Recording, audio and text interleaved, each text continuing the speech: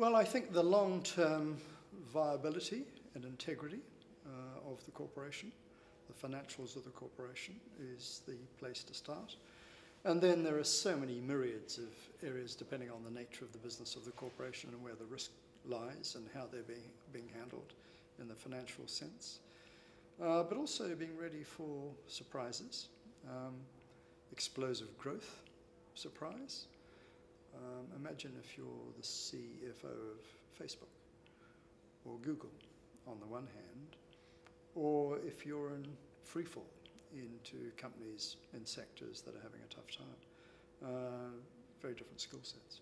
Perhaps the biggest challenge I had was being the CFO at BP when we did the BP Amoco merger.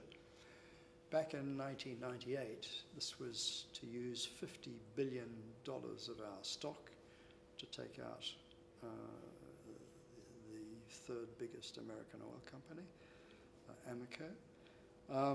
And to do that, and to do it in a quality way, to integrate the financial systems, to make sure the controls are adequate and in place and being worked, to make sure there are no tax glitches, there are accounting issues, or there were, with two different forms of GAAP in those days. To oversee all of those things and to make sure there's a quality outcome was an enormous challenge. Indeed, I said somewhere that was probably my Everest. But it was managed well. I had an outstanding team around me, a composite team from BP and from Amoco, some excellent people. We high-graded the team from both sides, and that went extraordinarily well. So what are the lessons from that? Well, again, it's having around you the highest quality people you can find.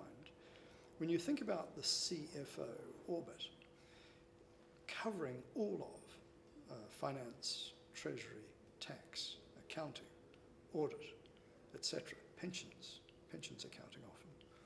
This is a hugely diverse set of tasks, and for one person to be expert in that is almost unrealistic.